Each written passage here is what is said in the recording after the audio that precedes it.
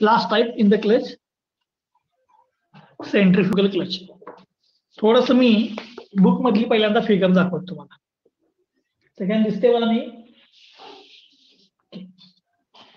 आता centrifugal clutch काय आहे, पहिल्यांदा त्याचं कन्स्ट्रक्शन, त्यानंतर वर्किंग, मग नंतर डेरिव्हेशन कडे जाऊया. डेरिव्हेशन एकदम सोपं, पण याच्यावरचा प्रॉब्लेम याची पॉसिबिलिटी सगळ्यात जास्त. बघा, हा इथे एक शाफ्ट आहे बघा, हा ड्रायव्हर शाफ्ट आहे. ह्या ड्रायव्हर शाफ्टची या ड्रिव्हन शाफ्टला मला मोशन ट्रान्समिट करायची आहे. ही मोशन ट्रान्समिट करताना आपण काय करतो की मोशन चालू असताना एंगेज आणि डिसएंगेज करण्यासाठी आपण क्लच यूज करतो. म्हणजेच या दोघांना आता एंगेज डिसएंगेज वर्किंग कंडिशन मध्ये कोण करणार आहे, क्लच. मग तो क्लच कसा माउंट केलाय बघा जरा.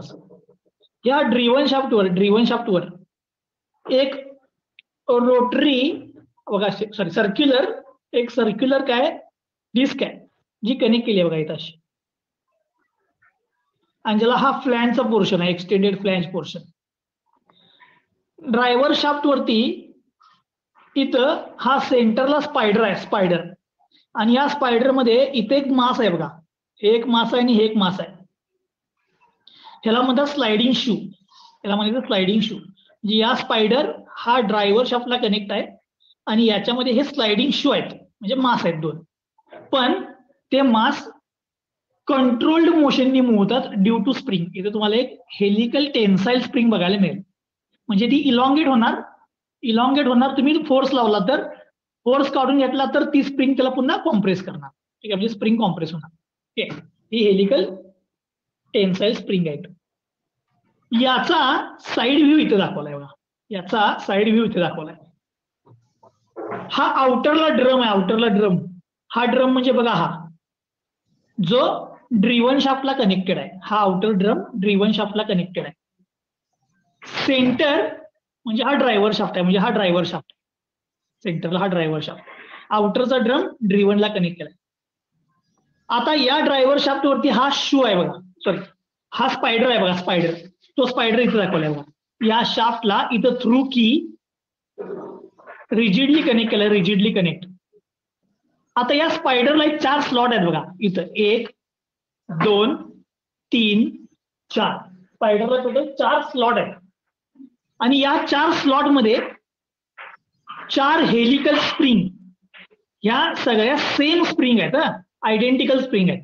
4 सेम स्प्रिंग लावलेत आणि त्याच्या एंडला 4 शू लावलेत. शू म्हणजे मासेस आहेत, ते या स्लॉट मध्ये स्लाइड होऊ शकतात. ठीक आहे. आता हे जे मासेस आहेत म्हणजे शू, या शूचा आउटर पोर्शन बघा, हा बाहेरचा सरफेस, हे म्हणजे फ्रिक्शन मटेरियल आहे. इथं फ्रिक्शन मटेरियल लावले, शूच्या आउटर पोर्शनला फ्रिक्शन मटेरियल. मग आता या सेंट्रिफ्युगल क्लचचं वर्किंग नक्की कसं होणार हे सांगतो.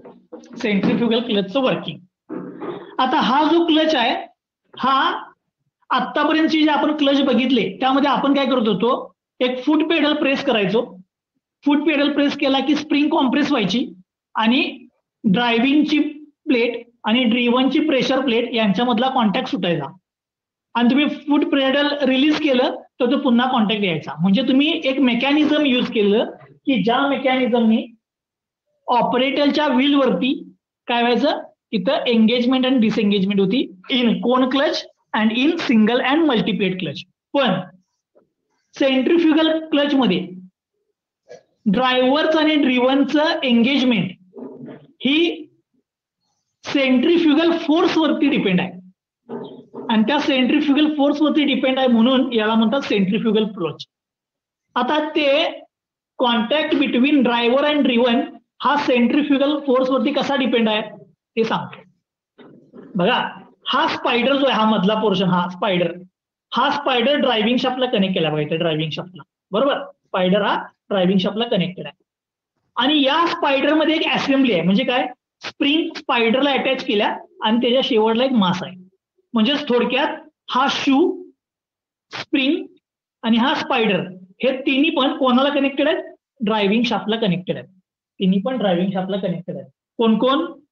स्प्रिंग, शू आणि स्पायडर. हा स्पायडर म्हणजे स्लॉटेड पोर्शन, शू म्हणजे मुव्हिंग मास आणि ही स्प्रिंग. या तिन्ही गोष्टी ड्रायव्हिंग शाफ्टला कनेक्टेड आहेत. आता ड्रायव्हिंग शाफ्ट हा इंजिनला कनेक्टेड असतो. ड्रायव्हिंग शाफ्ट हा प्राईम मूव्हरला म्हणजे इंजिनला कनेक्ट असतो. समजा ड्रायव्हर रोटेट झाला म्हणजे प्राईम मूव्हर फिरला. ड्रायव्हर रोटेट झाला तर काय होणार? याच्याबरोबर हा स्पायडर पण फिरणार. स्पायडर बरोबर हे चारही मासेस पण फिरायला चालू होणार. स्पायडर बरोबर चारही मासेस पण फिरायला चालू होणार. याचा अर्थ काय? ड्रायव्हर रोटेट झाला की ते मासेस रोटेट होतात. हे चारही मासेस रोटेट होतात. आता कुठलंही मास रोटेट झालं तर तुम्ही सांगा, ज्या वेळेला कुठलंही मास रोटेट होते त्या कंडिशन मध्ये त्या मासवरती कुठला फोर्स ऍक्ट होतो? ज्या वेळेला कोणतंही मास रोटेट होतं त्यावरती कुठला फोर्स ऍक्ट होतो? सेंट्रीफ्युगल फोर्स ऍक्ट होतो. म्हणजेच काय? ड्रायव्हर रोटेट व्हायला चालू झाला की याच्यावरती सेंट्रीफ्युगल फोर्स ऍक्ट होणार. आता असं इमॅजिन करा की ह्या मासचा आणि या ड्रमचा कॉन्टॅक्ट नाहीये असं कन्सिडर करा. मासचा आणि ड्रमचा कॉन्टॅक्ट नाहीये असं कन्सिडर करा. हे ड्रायव्हर शाफ्ट फिरायला लागला म्हणजे या मासवरती सेंट्रीफ्युगल फोर्स आला तर हे मास काय होईल रे? या मासवरती सेंट्रीफ्युगल फोर्स ऍक्ट झाला तर हे मास काय होणार? आउटवर्ड मूव्ह होणार. म्हणजे हे आउटवर्ड जाईल, हे आउटवर्ड जाईल, हे आउटवर्ड जाईल, हे आउटवर्ड जाईल. आउटवर्ड मूव्ह झालं तर याचा आउटर सरफेस म्हणजे या शूचा म्हणजे मासचा आउटर सरफेस हा ड्रमच्या कॉन्टॅक्ट मध्ये येणार. मासचा आउटर सरफेस हा ड्रमच्या कॉन्टॅक्ट मध्ये येणार आणि दोघांच्या मध्ये फ्रिक्शनल फोर्स जनरेट होणार. जो काही फ्रिक्शनल फोर्स जनरेट होईल त्यामुळे काय होणार बघा. आता या फिगरमध्ये या, हे मास बाहेर मूव्ह झाले, याच्या कॉन्टॅक्ट मध्ये आले. याच्या कॉन्टॅक्ट मध्ये आलं तर फ्रिक्शनल फोर्समुळे काय होणार? तर हा आउटर ड्रम जो आहे, ड्रम म्हणजे ही जी फ्लॅंज आहे ती रोटेट व्हायला चालू होणार. आणि ही फ्लॅंज रोटेट झाली की अल्टिमेटली कोण फिरणार? ड्रिव्हन शाफ्ट फिरणार. म्हणजेच काय झालं? या ड्रायव्हिंग शाफ्टची स्पीड ड्रिव्हन शाफ्टला ट्रान्समिट झाली, पण ती कशामुळे झाली? Due to centrifugal force. आता एक इमॅजिन करा, मी एक सांगतो. हे जे मास आहे हे सेंट्रीफ्युगल फोर्समुळे एकदमच बाहेर जाईल की हळूहळू बाहेर जाईल? जशी स्पीड वाढेल तशी बाहेर जाईल का एकदमच बाहेर जाईल? हे जे मास आहे हे तुम्ही मोटर चालू केल्या लगेच बाहेर जाईल का हळूहळू स्पीड वाढेल तसं बाहेर जाईल? याच्यावरती सेंट्रीफ्युगल फोर्स ऍक्ट व्हायलाय, बरोबर? सेंट्रीफ्युगल फोर्सचा फॉर्म्युला काय असतो? m⍵² r. हे तुम्ही भरपूर वेळेला वापरले, किंवा mv²/r. सो m⍵² r म्हणजे सेंट्रीफ्युगल फोर्स हा directly proportional to angular velocity आहे आणि त्याचा स्क्वेअर. म्हणजेच व्हेलॉसिटी वाढली तर सेंट्रीफ्युगल फोर्स वाढणार. याचा अर्थ काय? ड्रायव्हरची स्पीड वाढली तर याच्यावरचा फोर्स वाढत जाणार आणि हा तेवढा आउटवर्ड मूव्ह होणार. मग आपण असं इमॅजिन करूया, 50 RPM पर्यंत हा बाहेर मूव्ह होईल. तोपर्यंत या मासचं आणि या ड्रमचा कॉन्टॅक्ट असणार नाही 50 RPM पर्यंत. 50च्या जस्ट वर गेलं म्हणजे 51 RPM. 51 RPM ला काय होणार की हा शू आणि हा ड्रम यांचा कॉन्टॅक्ट होणार, असं इमॅजिन करा. मग मला तुम्ही सांगा, 50 RPM पर्यंत या ड्रायव्हरची या ड्रिव्हनला मोशन ट्रान्समिट होईल का? मोटरची स्पीड 50 RPM आहे इंजिनची, तर या ड्रायव्हरची ड्रिव्हनला मोशन ट्रान्समिट होईल का 50 RPM पर्यंत? आपण एक एक्झाम्पल कन्सिडर केलं 50 RPM. परत एकदा सांगतो मी काय म्हटलं. सेंट्रीफ्युगल फोर्स हा स्पीड वरती डिपेंड आहे. स्पीड जशी वाढेल तसं सेंट्रीफ्युगल फोर्स वाढणार. सेंट्रीफ्युगल फोर्स जसा वाढेल तसं हे मास आउटवर्ड मूव्ह होणार. जेवढा जास्त फोर्स तेवढं मास आउटवर्ड जाणार. 50 RPM पर्यंत, मी एक एक्झाम्पल घेतलं, 50 RPM पर्यंत समजा हे मास या ड्रमच्या कॉन्टॅक्ट मध्ये नाही, पण 51 RPM झाल्यानंतर सेंट्रीफ्युगल फोर्समुळे हे कॉन्टॅक्ट मध्ये येतं. तर 50 RPM पर्यंत ड्रायव्हरची ड्रिव्हनला मोशन ट्रान्समिट होईल काय? नाही होणार का? कारण की त्या केसमध्ये काय झालं की ड्रायव्हरची ड्रिव्हनला मोशन ट्रान्समिट होण्यासाठी त्या दोघांच्या मध्ये कॉन्टॅक्ट असायला पाहिजे, दोघांच्या मध्ये फ्रिक्शनल फोर्स असायला पाहिजे. जेवढा फ्रिक्शनल फोर्स जास्त असणार तेवढी टॉर्क आणि पॉवर ट्रान्समिटिंग कॅपॅसिटी जास्त असणार. म्हणजेच या दोघांच्या मध्ये कॉन्टॅक्ट झाला तरच मोशन ट्रान्समिट होणार. मग आता सिंपल गोष्ट तुम्ही सांगा, मला मोशन ट्रान्समिट करायची आहे तर आपण काय करायचं? इंजिनची स्पीड वाढवायची. इंजिनची स्पीड वाढवली तर कॉन्टॅक्ट होणार, ड्रिव्हनला मोशन ट्रान्समिट होणार. इंजिनची स्पीड तुम्ही कमी केली तर हे कॉम्प्रेसिव्ह स्प्रिंग या मासला मागे ओढणार. मासला मागे ओढलं तर दोघांच्या मधला कॉन्टॅक्ट सुटणार. कधी? याची स्पीड ज्या वेळेला कमी होईल. म्हणजेच काय की हा क्लच एका पर्टिक्युलर स्पीडला अटेन झाल्यानंतरच ड्रायव्हरची ड्रिव्हनला मोशन ट्रान्समिट व्हायला चालू होते. त्या पर्टिक्युलर स्पीडला जोपर्यंत तुम्ही रीच होत नाही तोपर्यंत ड्रायव्हरची ड्रिव्हनला मोशन ट्रान्समिट होत नाही. त्यामुळे मी तुम्हाला पहिल्यांदाच काय सांगितलं बघा की अगोदरचे जे दोन्ही क्लच बघितले आपण, सिंगल प्लेट, मल्टीप्लेट आणि कोन क्लच, ठीक आहे, याच्यामध्ये ऑपरेटरच्या व्हीलवरती आपण ड्रायव्हर आणि ड्रिव्हन शाफ्ट एकमेकाला एंगेज डिसएंगेज करत होतो, कारण त्यासाठी आपण फूट पेडल यूज करत होतो, मेकॅनिझम यूज करत होतो. पण इथं एखादी पर्टिक्युलर स्पीड जोपर्यंत अटेंड होत नाही तोपर्यंत हा मास सेंट्रिफ्युगल फोर्समुळे बाहेर मूव्ह होत नाही आणि ती स्पीड अटेंड झाली तर हा याच्या कॉन्टॅक्ट मध्ये येणार आणि मगच ड्रायव्हरची ड्रिव्हनला मोशन ट्रान्समिट व्हायला चालू होणार. ठीक आहे. आता पुन्हा मला डिसएंगेज करायचं असेल तर मला काय मेकॅनिझम नाही. आता काय करायचं? इंजिनची स्पीड डिक्रीज करायची. इंजिनची स्पीड डिक्रीज केली की ड्रायव्हरची ड्रिव्हनला जी काही मोशन ट्रान्समिट व्हायला लागल्या ती काय होणार बाळांनो? थांबणार. का? कारण की या दोघांच्या मधल्या सेंट्रिफ्युगल फोर्समुळे कॉन्टॅक्ट सुटणार. म्हणजेच ह्या दोघांच्या मधलं एंगेजमेंट आणि डिसएंगेजमेंट हे कोणावरती डिपेंड आहे?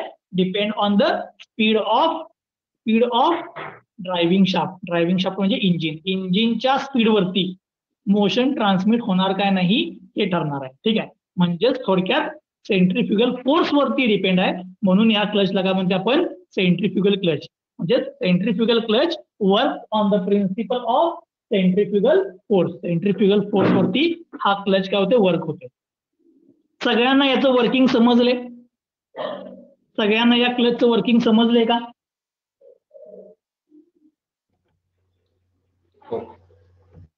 ओके.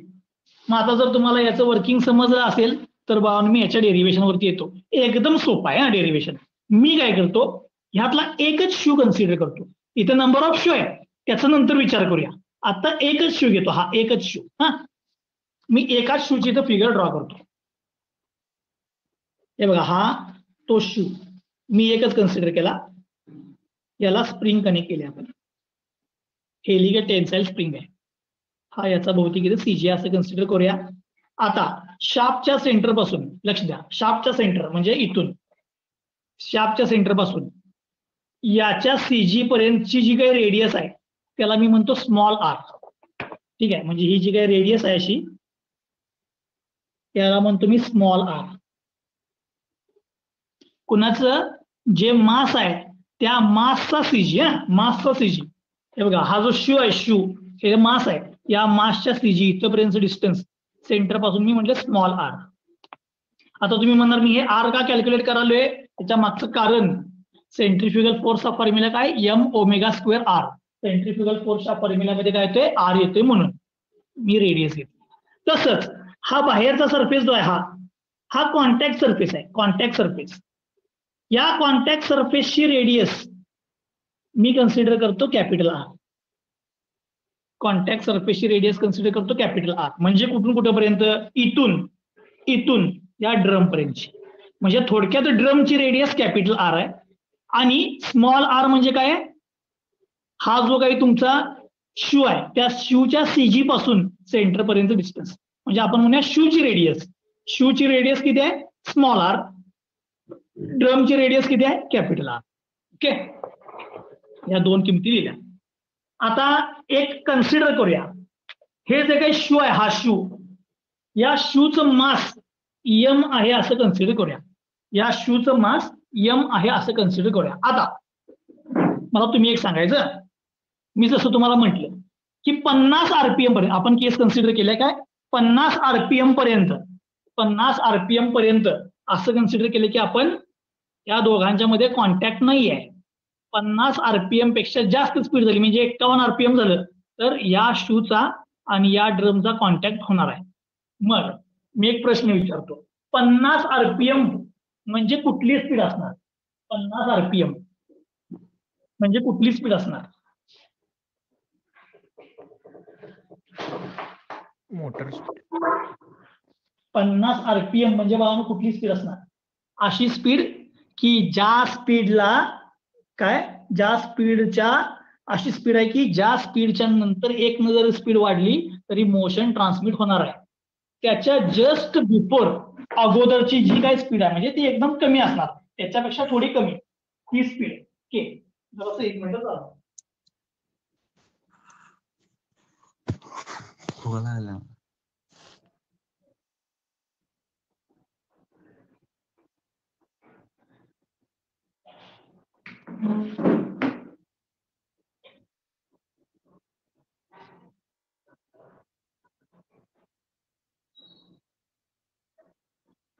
बघा, मग 50 RPM स्पीडला मी याची FBD काढणार आहे. एक काय, just before contact between shoe and drum, म्हणजे just before contact between shoe and drum, या दोघांचा शूचा आणि बाहेरचा ड्रम यांचा कॉन्टॅक्ट व्हायच्या अगोदर, जस्ट बिफोर. आता मला सांगा, कॉन्टॅक्ट झालेला नाही आहे कोणाकोणामध्ये? या शू मध्ये आणि या ड्रम मध्ये कॉन्टॅक्ट झालेला नाही आहे. तर या शू वरचे मला फोर्सेस सांगा, या शू वरचे फोर्सेस सांगा काय काय असणार. हा तुमचा शू, या शू वरती कुठले कुठले फोर्सेस असणार? कॉन्टॅक्ट व्हायच्या अगोदर एक, ते रोटेट व्हायला लागलाय पण कॉन्टॅक्ट झालेला नाही म्हणजे सेंट्रीफ्युगल फोर्स असणार, त्याला म्हणतो मी FC1, म्हणजे just before the contact, FC1 centrifugal force. Formula M⍵²R, formula M⍵²R. आता मी स्मॉल r का लिहिलाय? कारण की सेंट्रीफ्युगल फोर्स हा CG ला ऍक्ट होतो, इथं CG ला, त्यामुळे CG ची रेडियस घ्यायला पाहिजे, त्यामुळे स्मॉल r. आणि स्पीड जी आहे ती जस्ट बिफोर कॉन्टॅक्ट आहे ना, म्हणजे मी तुम्हाला अंदाजे सांगितलं 50 RPM, त्याला मी म्हणतो मी ω1. ω1 ही स्पीड अशी आहे की ज्या स्पीडला एंगेजमेंट अजून व्हायची आहे, म्हणजे जस्ट बिफोर एंगेजमेंट. ठीक आहे, जस्ट बिफोर कॉन्टॅक्ट म्हणा किंवा engagement, just before engagement speed किती आहे? ω1. आता त्याची रेडियस आहे r, हा सेंट्रीफ्युगल फोर्स ऍक्ट व्हायला.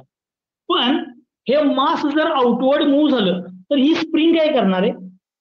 मास आउटवर्ड मूव्ह होत असेल तर ही स्प्रिंग काय करणार? या मासच्या मोशनला अपोज करणार काय, त्याच्यावरती फोर्स अप्लाय करणार आउटवर्ड मूव्ह व्हायला? अपोज करणार. म्हणजे इथं एक स्प्रिंगचा अपोजिंग फोर्स असायला पाहिजे, त्याला मी म्हणतो FS म्हणजे स्प्रिंग फोर्स. FS म्हणा किंवा PS म्हणा, FS म्हणजे स्प्रिंग फोर्स. आता या मासवरती म्हणजे शू वरती अजून एक गोष्ट विचारतो, फ्रिक्शनल फोर्स ऍक्ट होणार काय? या मासवरती फ्रिक्शनल फोर्स ऍक्ट होणार काय?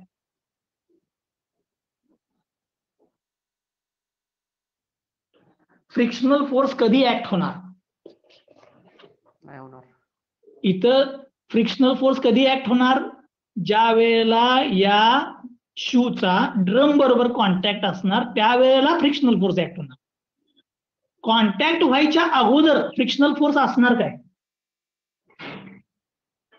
कॉन्टॅक्ट व्हायच्या अगोदर फ्रिक्शनल फोर्स असणार नाही. याचा अर्थ जस्ट बिफोर एंगेजमेंट या मासवरती म्हणजे शू वरती दोनच फोर्स आहेत, एक सेंट्रीफ्युगल फोर्स आणि दुसरा स्प्रिंगचा अपोजिंग फोर्स. मग जर तुम्ही या कंडिशनला इक्विलिब्रियम घेतली इक्विलिब्रियम. इक्विलिब्रियम घेतली तर काय असणार, हे दोन्ही फोर्स काय असायला पाहिजे, इक्वल अँड अपोजिट.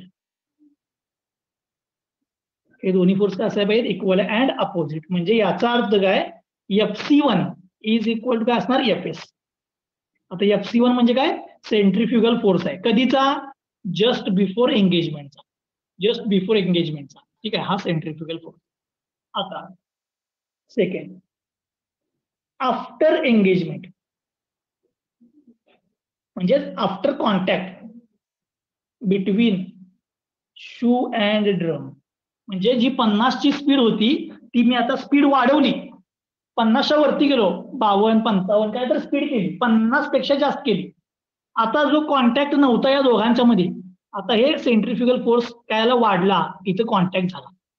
कॉन्टॅक्ट झाल्यानंतर, या दोघांच्या मध्ये कॉन्टॅक्ट झाल्यानंतर मला सांगा या शू वरती कुठले कुठले फोर्स ऍक्ट होणार. कॉन्टॅक्ट झाल्यानंतर या शू वरती कुठले कुठले फोर्स ऍक्ट होणार. Frictional force. ओके, एक झाला फ्रिक्शनल फोर्स. अजून नॉर्मल रिएक्शन. Normal reaction. बर, अजून ठीक आहे, मी सांगतो. कॉन्टॅक्ट झालाय, हे मास आहे तुमचं, ठीक आहे, हे मास आहे. या मासला सगळ्यात पहिल्यांदा इथं स्प्रिंग आहे, याच्यावरती शू रोटेट व्हायला लागलाय, सॉरी ड्रायव्हिंग शाफ्ट रोटेट व्हायला लागलाय. याचा अर्थ याच्यावरती सेंट्रिफ्युगल फोर्स असणार का नाही, असणार की, असणार. ओके, सेंट्रिफ्युगल फोर्स मी म्हणतो FC2. आता FC2 का म्हटलं सांगा, बिफोर एंगेजमेंट स्पीड कमी असणार, स्पीड वाढल्यानंतरच एंगेजमेंट होणार. एंगेजमेंट झाली याचा अर्थ सेंट्रिफ्युगल फोर्स काय होणार, आता सेंट्रिफ्युगल फोर्स वाढणार. तो m⍵²R. आता इथं स्पीड कुठल्या असणार, ओमेगा. स्पीड कुठली असायला पाहिजे, ω2. म्हणजे स्पीड वाढली म्हणून कॉन्टॅक्ट झाला. हा झाला स्प्रिंग फोर्स. दुसरं, ही स्प्रिंग या मासच्या मोशनला अपोज करणार का नाही. ही स्प्रिंग त्या मासच्या मोशनला अपोज करणार का नाही, करणार. ओके, म्हणजेच ही स्प्रिंग त्याला अपोजिंग फोर्स लावणार FS. ही स्प्रिंग त्याला अपोजिंग फोर्स लावणार FS. आता हे दोन फोर्स सोडून कॉन्टॅक्ट झाल्यामुळे कुठला फोर्स येणार, हे दोन फोर्स सोडून कॉन्टॅक्ट झाल्यामुळे कुठला फोर्स येणार, फ्रिक्शनल फोर्स. फ्रिक्शन. आता फ्रिक्शनल फोर्सची डायरेक्शन सांगा मला. फ्रिक्शनल फोर्सची डायरेक्शन तुम्ही सांगा. समजा हा ड्रम क्लॉकवाईज रोटेट व्हायला लागला, असं कन्सिडर करा, ड्रम क्लॉकवाईज रोटेट व्हायला लागलाय, तर ड्रम वरचा फ्रिक्शनल फोर्स कुठं असणार, हा कन्सिडर करा. हा ड्रम वरचा फ्रिक्शनल फोर्स कुठे ऍक्ट होणार, मोशनच्या अपोजिट. म्हणजे ड्रम वरचा इकडे येणार, मोशनच्या अपोजिट ड्रम वरचा. तर शू वरती कुठं असणार, शू वरती राईट. बरोबर आहे, म्हणजे याच्या अपोजिट इथे येणार. बरोबर, म्हणजे शूचा हा त्याच्या अपोजिट असणार. म्हणून मला फोर्स जो दाखवायचा आहे तो शू वरचा दाखवायचा आहे, म्हणून मी इथे दाखवतो. हा फ्रिक्शनल फोर्स. याची मला किंमत शोधायची आहे, 1-2 मिनिटांनंतर शोधतो. याची किंमत 1-2 मिनिटांनंतर शोधतो. ठीक आहे, म्हणजे हा फ्रिक्शनल फोर्स आला. पण हे कन्सिडर करण्यासाठी मी इथं फक्त लिहून ठेवतो, consider clockwise rotation of drum. ड्रमचं क्लॉकवाईज रोटेशन घेतलं तरच तू इकडे येणार. हा, ते रोटेशनवरती डिपेंड आहे फ्रिक्शनल फोर्स. आता तुम्ही मला सांगा, या फ्रिक्शनल फोर्सची किंमत काय असते, या फ्रिक्शनल फोर्सची किंमत काय असते तुम्ही सांगा. μr. Mu into R N. Mu into R N. Okay, हाच जरासं मॉडिफाय करतो. इथे येतो FR is equal to mu into R N. So mu into सांगा नॉर्मल रिॲक्शन किती आहे इथं, नॉर्मल रिॲक्शन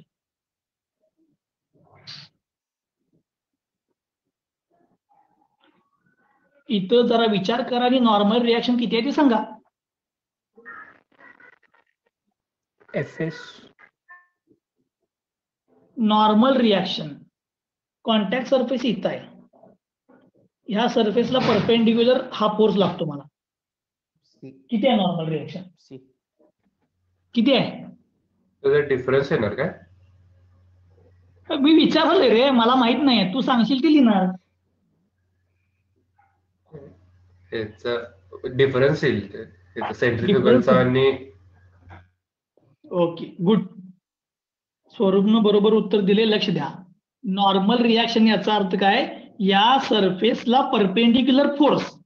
आता या सरफेसला परपेंडिक्युलर फोर्स हा Fc2 आहे, पण याच पॉइंटला एक अपोजिंग फोर्स पण आहे बघा. यो स्प्रिंग फोर्स अपोजिंग आहे. म्हणजे यो 100 असेल, यो 100 आणि समजा यो 50 असेल, तर इथला रिझल्टंट फोर्स किती येणार? हा अपवर्ड 100 आहे आणि हा 50 आहे, तर इथला रिझल्टंट फोर्स किती यायला पाहिजे? 100 - 50 यायला पाहिजे. म्हणजे तेवढाच फोर्स इथे ऍक्ट होणार आणि हा अपोज करायला ना मोशनला बाहेर. म्हणजे इथं म्यू इंटू आर्यन. आर्यनची किंमत काय येणार? Fc2 minus Fs. Fc2 minus Fs म्हणजे हा इथला फ्रिक्शनल फोर्स आला. पण फ्रॉम इक्वेशन 1 Fs ची किंमत काय आहे सांगा? Fs ची किंमत काय? Fc1 याला म्हणतो मी 2. ठीक आहे. हे कुठून आणले? फ्रॉम 1. इथे लिहून ठेवतो फ्रॉम 1. आता फ्रिक्शनल फोर्सची किंमत मिळाली म्हणजे या एका शूवर ऍक्ट होत असलेला फ्रिक्शनल फोर्स इथे दाखवतो. या शूवरती ऍक्ट होत असलेला इथला फ्रिक्शनल फोर्स हा काय? म्यू इंटू इथली नॉर्मल रिॲक्शन. इथली नॉर्मल रिॲक्शन काय? Fc2 minus Fc1. Fc2 म्हणजेच काय? Frictional force at the time of engagement. Fc1 म्हणजे काय?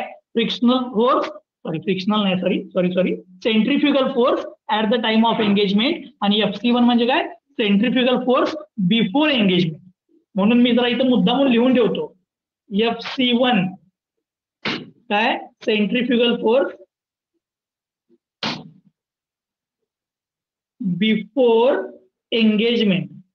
एंगेजमेंटच्या अगोदरचा सेंट्रिफ्युगल फोर्स. Fc2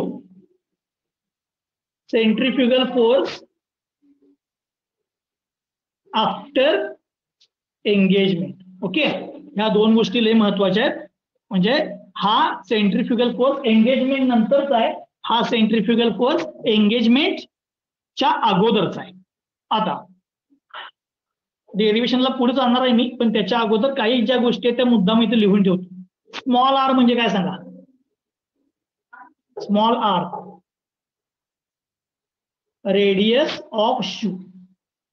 शूची रेडियस आहे. कॅपिटल आर म्हणजे काय सांगा? Radius of drum. म्हणजे ड्रम म्हणजे आउटरचा पोर्शन जो इथे दाखवलेला नाही आहे. ड्रम कुणाच्या कॉन्टॅक्ट मध्ये असतोय? ड्रम कुणाला कनेक्टेड असतोय? ड्रम हा ड्रिव्हन शाफ्टवर असतो. ड्रिव्हन वरती असते. ओके, आता अजून एक फक्त दोन गोष्टी तुमच्या माहितीसाठी इथे लिहितो. इथं तुम्ही Ω1 वापरलाय, Ω1, आणि इथं तुम्ही Ω2 वापरलाय, Ω2. सांगा Ω1 म्हणजे काय आणि Ω2 म्हणजे काय? Ω1 angular velocity of driving shaft म्हणा बिफोर एंगेजमेंट. म्हणजे लिहितो अँग्युलर व्हेलॉसिटी बिफोर एंगेजमेंट. Ω2 म्हणजे काय? Ω2 अँग्युलर व्हेलॉसिटी आफ्टर एंगेजमेंट.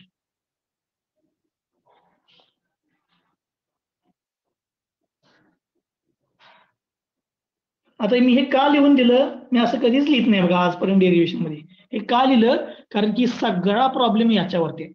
सगळा प्रॉब्लेम याच्यावरती आहे. आता तुम्हाला बाळांनो इथं काय मिळवलं रे? हे मी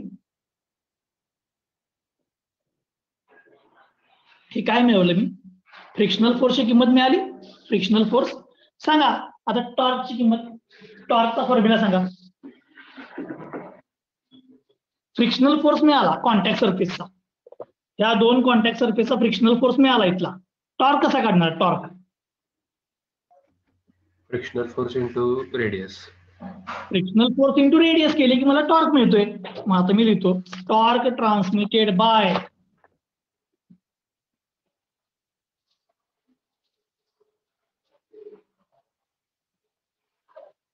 सिंगल शू,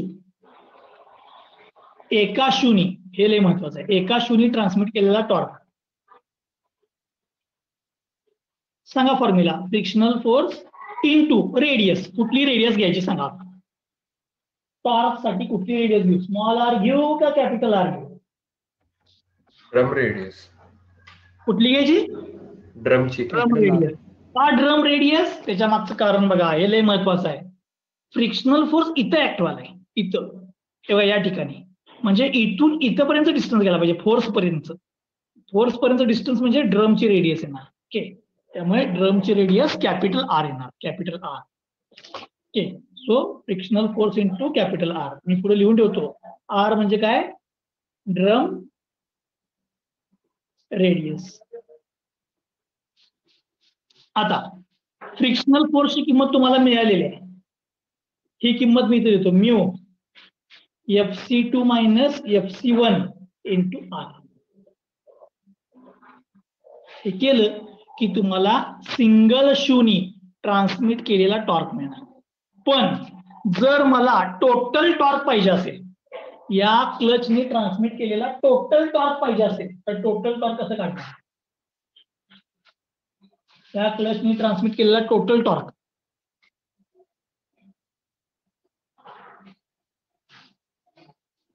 कसं काढणार? हा एकटा 10 न्यूटन मीटर एवढा टॉर्क ट्रान्समिट करतोय समजा, तर सगळे पण आयडेंटिकल आहेत, तेवढेच ट्रान्समिट करणार. पण टोटल टॉर्क काय होणार? याचा 10, याचा 10, याचा 10, याचा 10. म्हणजे तुम्ही काय करणार? ते सगळ्यांची काय करायला पाहिजे? ऍडिशन. मग समजा इथं 4 शू असतील, 4 शू, तर तुम्हाला या टॉर्कला काय करायला पाहिजे? या टॉर्कला काय करायला पाहिजे? नंबर ऑफ शूनी मल्टिप्लाय करायला पाहिजे. म्हणून म्हणतो total torque transmitted, total torque is equal to काय ना, mu FC2 minus FC1 into R. हे झालं टॉर्क एकाचा, इंटू एन. एन म्हणजे काय? एन म्हणजे काय? Number of shoes. जेवढे शू असतील तेवढ्यानं मल्टिप्लाय करायचं, तुम्हाला टोटल टॉर्क मिळणार. टोटल टॉर्क मिळाला, पॉवर कशी डिटरमाइन करणार? Power transmitted by clutch. Power transmitted by clutch, पटकन. Torque into omega. ओके, मी जरा लिहितो, पॉवर इज इक्वल टू, माझा एक प्रश्न आहे पुढं, टॉर्क इंटू ओमेगा तुम्ही सांगितलं, पॉवर इज इक्वल टू, पण ओमेगा कुठला येणार? ओमेगा 1 का ओमेगा 2?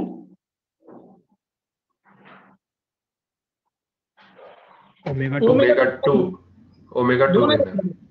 कुठला येणार? एंगेजमेंट झाल्यानंतर पॉवर ट्रान्समिशन चालू होणार ना, टॉर्क ट्रान्समिशन, फ्रिक्शनल फोर्स येणार. त्यामुळे तुम्हाला इथे काय करायला पाहिजे? ओमेगा 2. सो इथे लिहितो omega 2. Okay, so power transmitted by clutch is equal to torque into angular velocity after engagement. Engagement नंतरची अँग्युलर वेलॉसिटी घेतली तर तुम्हाला पॉवर ट्रान्समिटेड मिळणार. ओके, इथं बघा ही डेरिव्हेशन संपले, एकदम सगळ्यात सोपं डेरिव्हेशन. पण त्याचा प्रॉब्लेम हा पेपरला येतो. पेपरला पोरं का चुकतात ते तुम्हाला प्रॉब्लेमच्या वेळेला कळेल. सोपा असतो एकदम प्रॉब्लेम, फक्त कसं आहे, सगळ्या गोष्टी व्यवस्थित माहित असायला पाहिजे. स्मॉल आर कधी वापरायचा, कॅपिटल आर कधी वापरायचा, ओमेगा 1 कधी वापरायचा, ओमेगा 2 कधी वापरायचा. ठीक आहे, बघा मी जरा परत एकदा सांगतो आणि मग मी थांबतो. बघा, सेंट्रिफ्युगल क्लच. सेंट्रिफ्युगल क्लच हा बघा व्हील ऑफ ऑपरेटर वरती वर्क होत नाही, तर इंजिनच्या स्पीड वरती वर्क होतो. काही ऍप्लिकेशन असे आहेत, म्हणजे एक्झाम्पल सांगतो, काय ग्राइंडर, त्यानंतर मिक्सर, त्यानंतर मोपेड, हे काही एक्झाम्पल असे आहेत की ज्यामध्ये मोशन ट्रान्समिशन ही पर्टिक्युलर स्पीड अटेन झाल्यानंतरच व्हायला पाहिजे. म्हणजे आता कमी स्पीड आहे तर ती ड्रायव्हरची कमी स्पीड आहे तर ती मोटरला स्पीड ट्रान्समिट व्हीलला स्पीड ट्रान्समिट होतच नाही. एक पर्टिक्युलर स्पीड अटेन केली तरच व्हायला पाहिजे.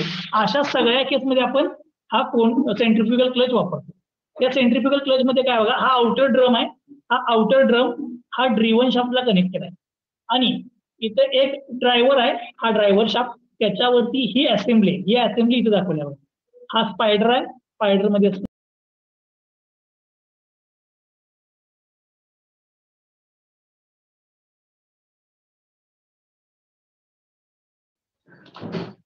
बघा परत एकदा सांगतो काय, हा आउटर ड्रम जो आहे तो ड्रिव्हन शाफ्ट वरती आहे. ड्रायव्हर शाफ्ट वरती ही स्पायडरची असेंब्ली आहे. हा सेंटर पोर्शन म्हणजे स्पायडर आहे, तो ड्रायव्हिंग शाफ्टला कीनी कनेक्ट केलाय. याच्यामध्ये 4 स्लॉट आहेत, इथे 4 दाखवलेत, 6, 8 किती पण असतील. आणि याच्यामध्ये काही स्लायडर्स आहेत. या स्लायडरला आपण शू म्हणतो, त्याला काही मास आहे. त्याचा आउटर पोर्शन हा फ्रिक्शन सरफेस आहे. आउटर पोर्शन हा फ्रिक्शन सरफेस आहे आणि इथे हेलिकल टेन्साइल स्प्रिंग आहे. म्हणजे आउटवर्ड मूव्ह झाला की तू त्याला इनवर्ड मूव्ह करू शकतो. ठीक आहे. मग याचं वर्किंग जे आहे ते सेंट्रिफ्युगल फोर्स वरती ऍक्ट होतं. सेंट्रिफ्युगल फोर्स जनरेट झाला की ही मास बाहेर मूव्ह होणार आणि एका पर्टिक्युलर स्पीडला जाऊन त्याचा कॉन्टॅक्ट होणार ड्रम बरोबर. ड्रम बरोबर कॉन्टॅक्ट झाला की या ड्रायव्हरची या आउटर ड्रमला मोशन ट्रान्समिट होणार आणि ड्रमची ड्रिव्हनला. म्हणजे याचं वर्किंग जे आहे ते सेंट्रिफ्युगल फोर्स वरती होते. मग हा शू कॉन्टॅक्ट व्हायच्या अगोदर आणि कॉन्टॅक्ट झाल्यानंतर अशा 2 FBD मी ड्रॉ केल्या. ही ओरिजिनल फिगर काढली. त्यानंतर कॉन्टॅक्ट व्हायच्या अगोदर जस्ट बिफोर कॉन्टॅक्ट आणि जस्ट आफ्टर कॉन्टॅक्ट 2 फिगर काढल्या. पहिली ओरिजिनल जी काढली त्याला काहीतरी मास आहे M कन्सिडर केलं. याच्या CG ची रेडियस मी स्मॉल r घेतली आणि ड्रमची रेडियस कॅपिटल R घेतली.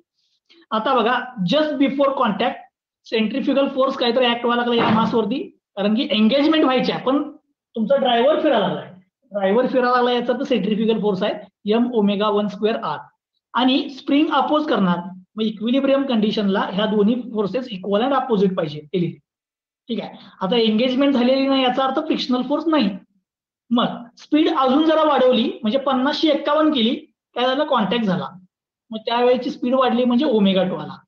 पण काय झालं, कॉन्टॅक्ट झाल्यामुळे हा सेंट्रिफ्युगल फोर्स आहे, स्प्रिंग फोर्स पण आहे, पण इथं फ्रिक्शनल फोर्स पण आला. ड्रमच्या रोटेशनच्या अपोजिट हा ड्रमचा फ्रिक्शनल फोर्स आणि त्याच्या अपोजिट हा मासचा फ्रिक्शनल फोर्स. म्हणजे या ड्रमच्या रोटेशनच्या डायरेक्शनला या शूचा फ्रिक्शनल फोर्स दाखवला μ×Rn.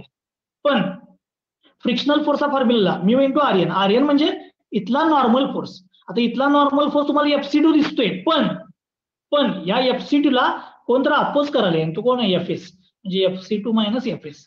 So FC2 - FS. पण इक्वेशन 1 मध्ये आपण बघितलं FC1 = FS आहे. सो FS ची किंमत दिली FC1. म्हणजेच फ्रिक्शनल फोर्स आला μ, centrifugal force at the time of engagement minus centrifugal force just before engagement. Okay, हा फ्रिक्शनल फोर्स मिळाला. या फ्रिक्शनल फोर्सला मी रेडियसनं मल्टिप्लाय केलं, रेडियसनं ड्रमच्या रेडियसनं तुम्हाला टॉर्क मिळाला. पण हा सिंगल शूचा टॉर्क आला. नंबर ऑफ शू असतील तर × n मल्टिप्लाय करा, सगळ्या शूनी मिळून ट्रान्समिट केलेला टॉर्क मिळेल. त्यानंतर पॉवर टॉर्क × ω. फक्त ω कुठला घ्यायचा, एंगेजमेंट झाल्यानंतरची स्पीड. ओके. आता बाळांनो जर तुम्हाला याच्यावरती काय डाऊट असेल तर विचारा. ते एकदम सोपं आहे, फक्त